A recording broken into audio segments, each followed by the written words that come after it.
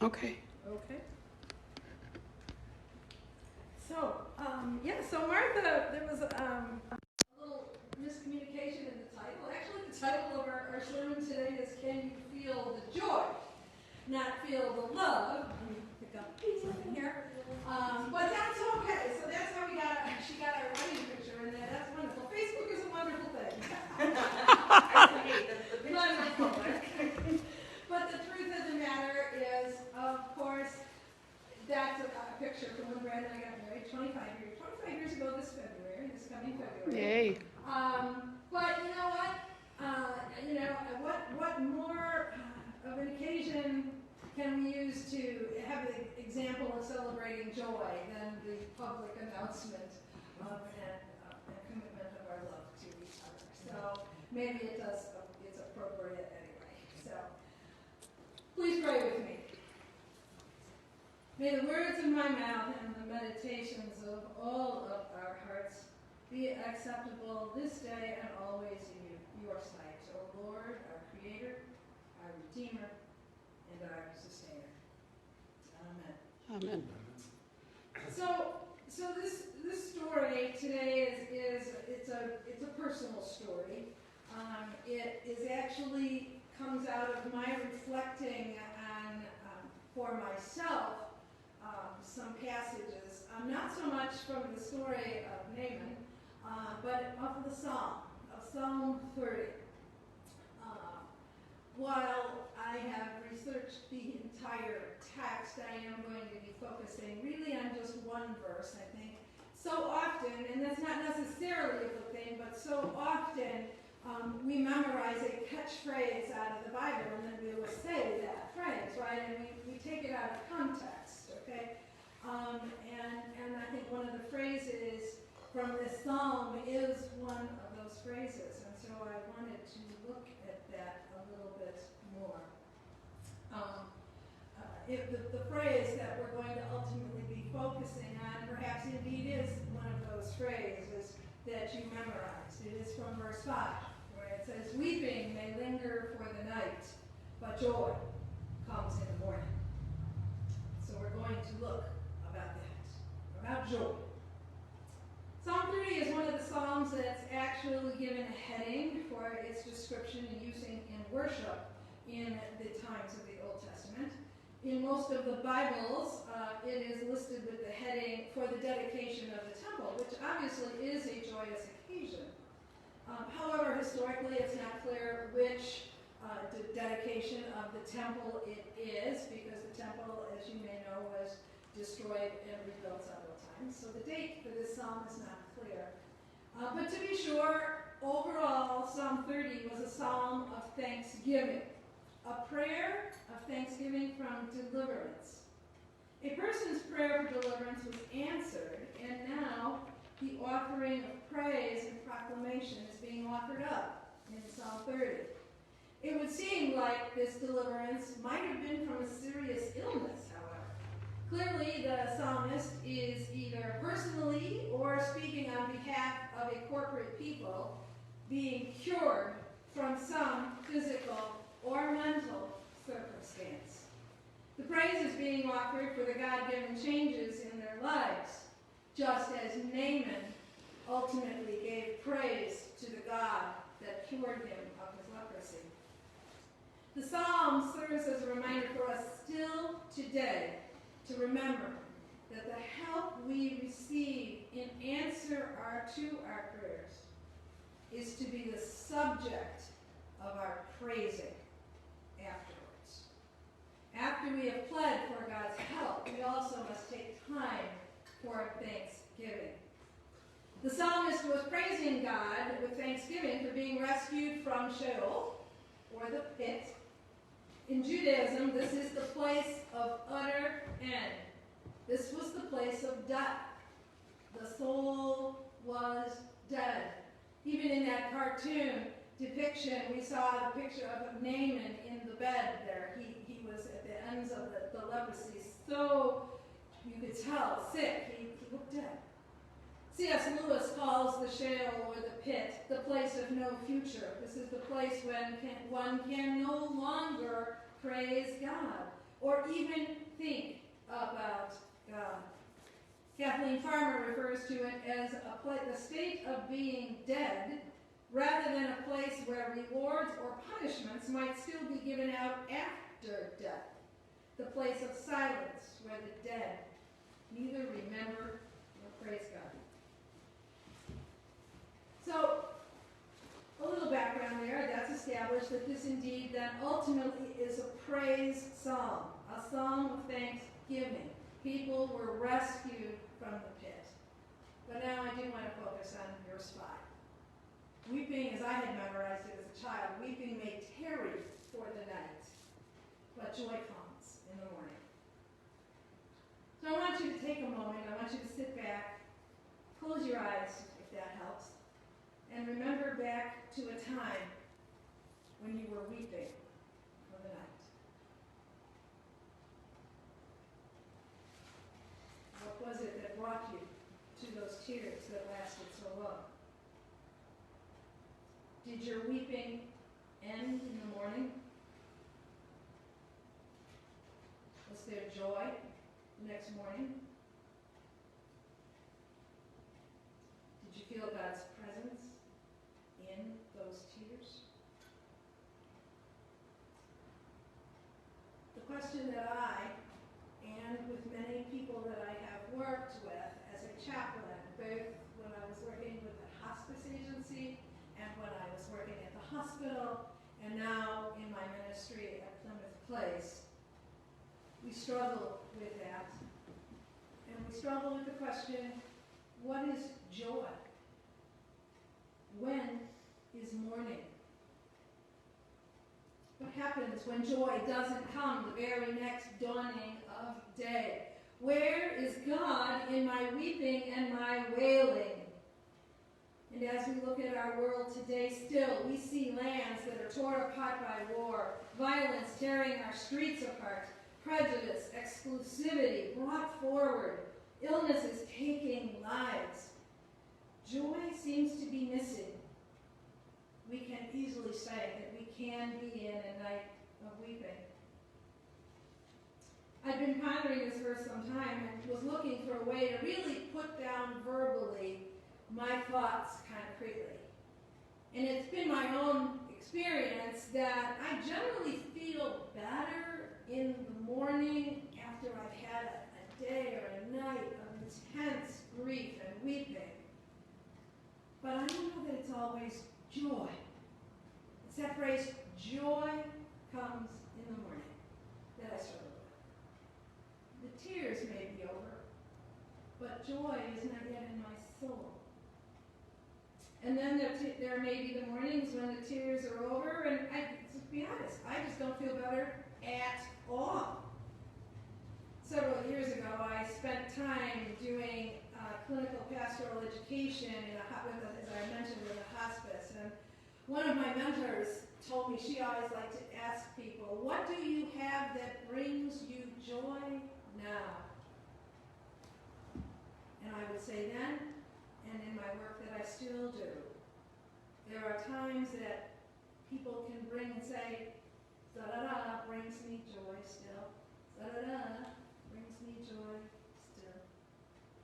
But then there are those who say, nothing.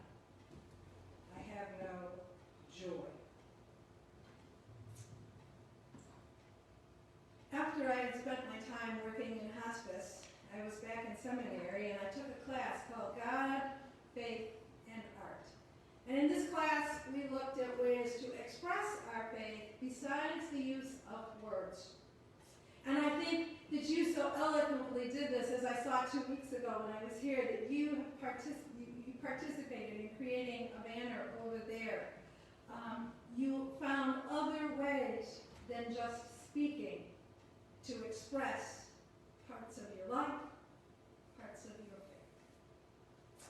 I thought that perhaps art would be a way that I would be able to depict what is going on.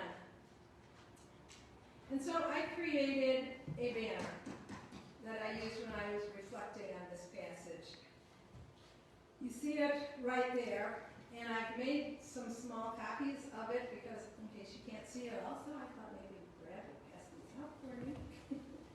thought you were going to just come here and sit. It can work. I really didn't design it to be hung on a wall in a sanctuary where people are far away from it. I have it in my office at work so that when people come to my office, we can look at it together and we can talk. It's not for far away. I have as yet not come up with a title for this piece. The unifying theme across, and you'll see there's two panels, the unifying theme is tears. As I pondered what I would draw, it became apparent to me that I could not come up with a way in which to have one flowing panel that was going to talk about night weeping and the morning of joy. Instead, it would have to be two different panels, just as night and day are two different times. I simply could not bring those two together, the night of despair and the morning of joy.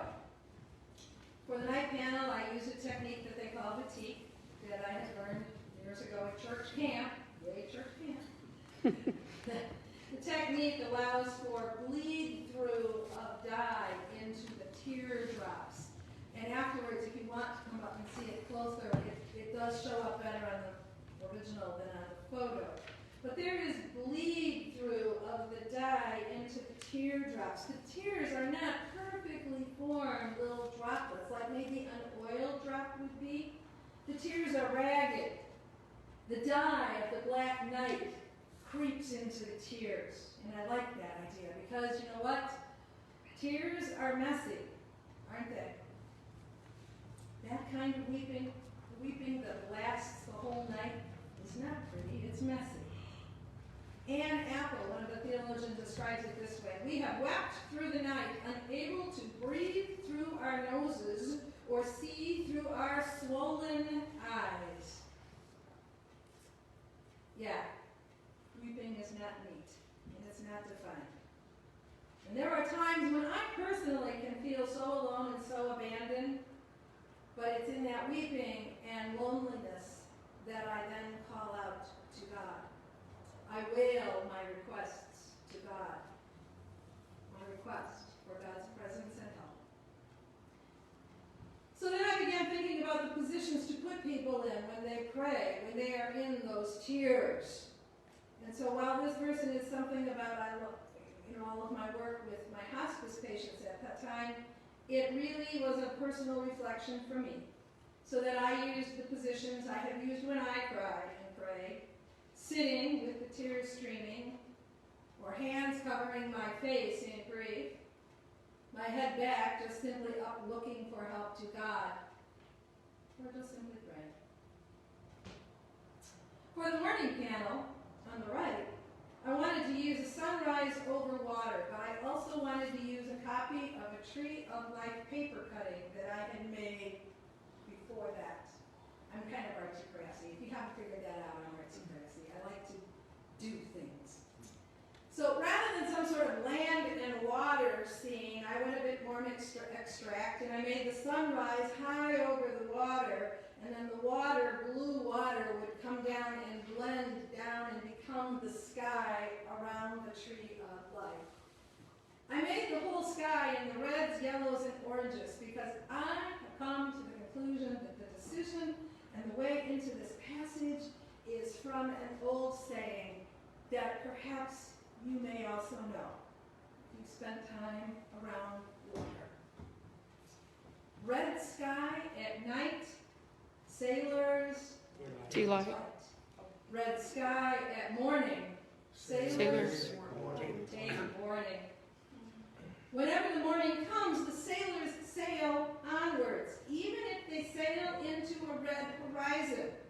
If the sky is red in the morning, they take warning. They are careful, but they sail on. So too, we find that there are mornings when we just have to sail on into life. I think of people that have lost their belongings during the tornadoes several years ago that Brad and I worked quite a bit in relief work. I think of the people in California who are fighting fires and are evacuating fires and losing everything. I think of the victims of war, violence, prejudice. They all have to sail on. Our tears are still there, close behind us, but we still have to move on to the daylight. And when we finally get to that morning, there we see the tree of life, bursting with new growth and new possibilities. Thomas Parker offers us this: the faithful are not saved from trouble, but are saved through trouble. They are brought through a critical passage out into a spacious new life. The pain must still be suffered, but the resources to deal with them are actively engaged by those who know that the struggle can be gotten through. They may indeed be a red sky, for the road will be rough, but we choose to move along the path, choosing life. And as we move along the path, we realize that we are not alone. In my banner, you see that it is all wrapped up in one giant teardrop, because we can never, or should we, forget our night of tears. But as my Christian faith promises me, there is God catching our tears, and that he is catching all the teardrops of all those who reached out in need. God wills for our goodwill. I must say that when I was created this banner, it was an impactful time. As I was in this class, pondering what we were going to do and how I was going to, what I had decided I was going to make this a banner, and I was already planning out what I was going to do, I was thrown myself into a night of tears while making the banner. 5 days before my project was due, my mother suffered an extensive stroke. I actually did a large part of this banner sitting at her bedside. The final color drawings in my sketchbook and the tracings for the enlargements onto the muslin were done while kneeling on the hospital floor next to her bed. And as I worked, I was acutely aware that I was in a night of tears. As I wrote to a friend and to my chaplain mentor, I said, joy is not in abundance this morning for Mom or for I. And it was this time that I decided to add the image of the ship sailing into the red horizon. Because I realized that my mom, who was 91, was apparently going to survive for at least a little while, and we were going to have to figure out how to move on with paralysis and loss of speech. I can't tell you for sure how my mother was in this process, but I suspect she was still in her night of tears. It was indeed something that we couldn't talk about anymore. Her speech was gone. I did show her the finished banner and explained it to her, and she nodded her head. For myself, the shock and the tears were over. I had witnessed the help and support of many, many people. I had felt the strength and warmth from God. I had been uplifted, and I was ready to move forward. I did feel that the sky was red, and I was warned that it would not be easy. But forward, Mom and I went, because we felt the joy of creation and the tree of life pulling us onward into light. My mother did die 6 weeks later, but I do think that most of the time she was at peace. There was no doubt that when I was working on this banner in the hospital, it was helpful on many levels for me. Literally, it gave me something else to focus on when she was sleeping, and as I waited for test results. But second, working on it in a hospital setting helped me get the thematic idea of exactly what is joy. And does it come the next dawning of the next day? And third, it was a piece for the hospital staff and I to converse about when we came into the rooms. We would talk about it. And it was a chance for both of us to have a human contact, about something else besides the depressive state of my mother's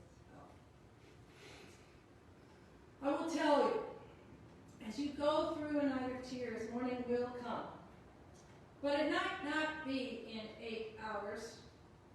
Sometimes the night of weeping is long. Journey to mourning is long. Like Naaman, we all want the fast, dramatic cure. We want our crisis over. We want to be healed. Verity Jones described it this way. We all want to be cured by the wave of the wand, like Naaman said, over our afflicted spot. We want to also be able to cure that way. Both caregivers and care receivers would prefer that kind of healing. But my friends, the road to healing is neither quick nor glamorous. It's work. It can be tedious. Sometimes as tedious as bathing in the Jordan River 7 times. We are reminded in the psalm that God has a commitment to life. A lifetime commitment of favor means then that the ultimate end of human suffering is not weeping, but rejoicing. Suffering need not be an indication of the absence of God for those of us who take refuge in God. I personally do not believe God causes anything bad to happen, but God is there weeping with us in that event. God is suffering, holding us, catching our tears. The existence of suffering is not to negate the goodness that love life from God. And you know what? Joy does not have to be expressed only with ecstatic hopping up and down happily. Joy can be quiet. Joy can be calm. It can be the assurance that, lo, I am with you always, even to the end of the age. McCann points out that indeed we should remember joy is possible even from the depths. Praise is not only for a season of prosperity, praise is a way of life for us all. So my hope is that people realize that pain and suffering will not be gone when you get to that mourning place.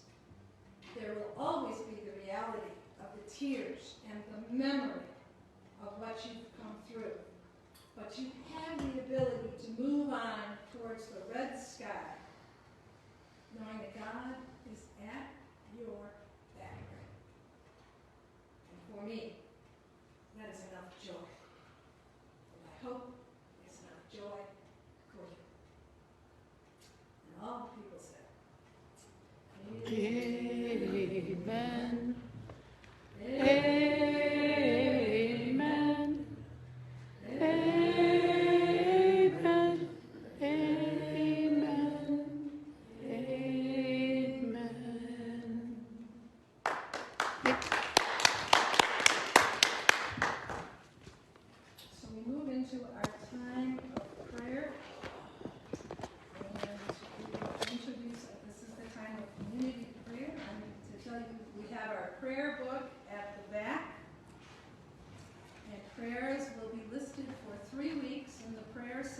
As well of our weekly